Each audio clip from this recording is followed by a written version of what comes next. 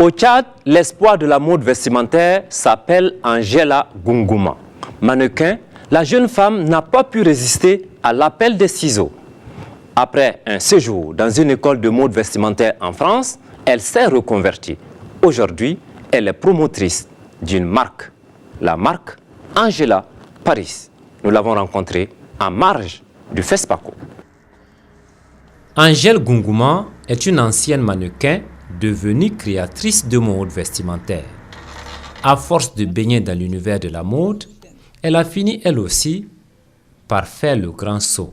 Je fais à la base une formation en tourisme et hôtellerie et ensuite reconvertie dans la mode parce que pour moi c'était une passion. Je voulais au-delà de mannequinat apporter quelque chose de plus dans la mode. On fera des sous à gogo. On démarre le game mondo. On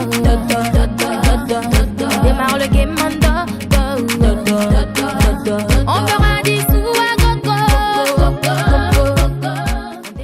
En 2012, Angèle quitte le Tchad, dépose ses valises en France, s'inscrit dans une école de mode et en ressort nanti d'un master en textile, habillement et créateur en industrie de mode.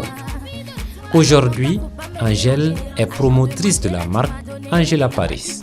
Mon prénom Angèle et j'ai voulu en faire une marque, donc je ne pouvais pas exploiter Angèle en France pour beaucoup de raisons, donc j'ai fait Angela Paris. Bon, déjà ma marque est siégée en France, je ne pouvais pas déposer simplement Angela.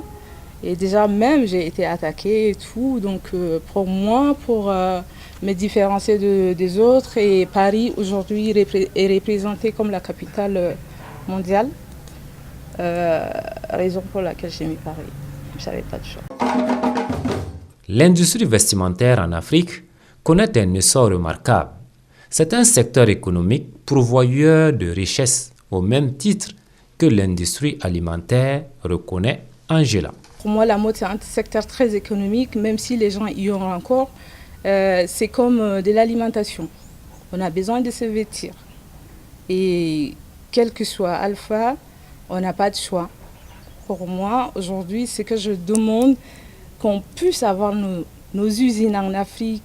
Moi, je travaille en France. Faire fabriquer les vêtements en France, ça me coûte super cher. Je suis obligée d'aller fabriquer ailleurs.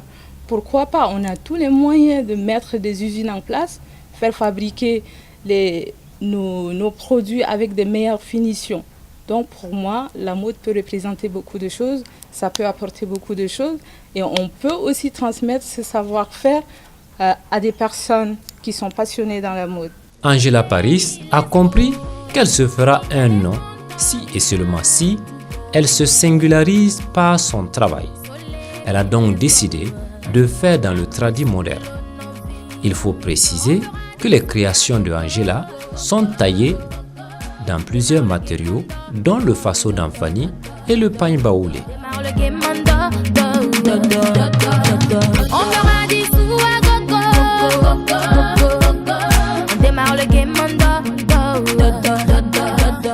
C'est vrai qu'on travaille beaucoup plus le wax qui est adopté par les Africains, mais à la base aujourd'hui, si on parle du wax, c'est hollandais.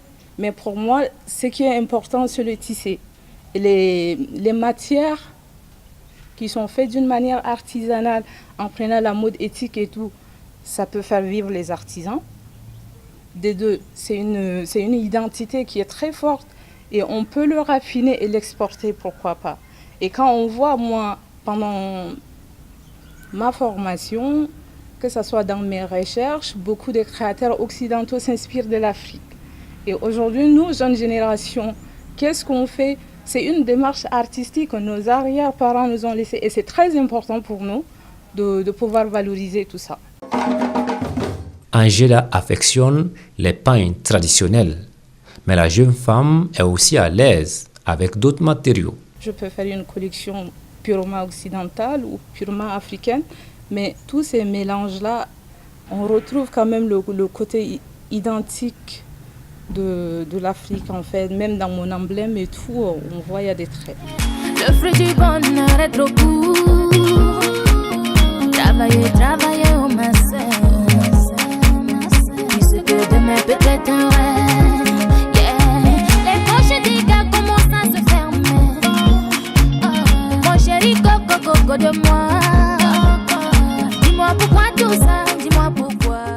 Au FESPACO 2019, Angela Paris est venue présenter sa collection Héritage. So lady, let's go. Héritage, c'est le mélange de matières, je peux dire occidentale et africaine. J'ai travaillé le faso d'Anfani et le pain baoulé, donc pour moi c'est un mixage. Et c'est pour aussi apporter une identité et montrer aujourd'hui que nos matières premières africaines peuvent s'introduire dans le domaine de l'industrie de la mode et que c'est une démarche très importante. Les 50 ans de FESPACO, pour moi, c'est très important. Il n'y a pas que le cinéma, la mode, la musique, c'est tout ce qui va avec. L'industrie de la mode, on a besoin de tout ça, c'est un complément. Pour Angela, la mode est plus qu'un gagne-pain. C'est une passion, c'est sa vie. Démarre le game manda. Démarre le game manda. Avec de jeunes créateurs, à l'image de Angela, qui ont eu la chance de se former dans des écoles de mode, l'industrie textile en Afrique a un bel avenir. Dans tous les métiers, il y a des gens qui ont un don de travailler dans le tas. Et il y a des gens qui se font former. Mais c'est la fusion de ces deux personnes. Ceux qui ont eu la chance de travailler dans le tas, en fait, moi je les appelle des génies. Ils ont traversé vraiment des périodes assez difficiles de s'imposer et tout. Et aujourd'hui, nous, jeunes créateurs passant par l'école de mode et tout, on a appris, c'est très technique, mais on a toujours besoin de ces conseils-là. Et ça nous permet d'apporter quelque chose de plus. Et la chance en est aujourd'hui pour faire une formation, par exemple. On a des logiciels, on peut revisiter beaucoup de matières. Faso d'Anfani peut être repris d'une autre manière sur l'ordinateur. Le wax peut être repris d'une manière. En fait, je peux prendre même, comment on appelle, une feuille comme ça et puis le transformer. C'est ça l'avantage de se faire former. Et au-delà d'une collection, ce qui est important à l'école aujourd'hui, vendre la mode peut-être sur le plan international, ça ne suffit pas seulement de créer. C'est tout un travail. Il faut un texte. Moi, je prends une robe, elle est basique. Quelqu'un peut me dire, ce n'est qu'une robe, pourquoi tu la vends assez cher? Mais il y a tout un travail derrière, il y a l'inspiration, il faut faire le texte derrière. Et c'est le message qu'on apporte qui va vendre cette collection, qui va vendre l'image de cette marque. Angela Paris déborde d'énergie. Dans 10 ans, la jeune femme espère conquérir le monde avec sa marque et elle fera tout pour réaliser son rêve. Les poches des gars commencent à se fermer. Mon chéri, coco de moi.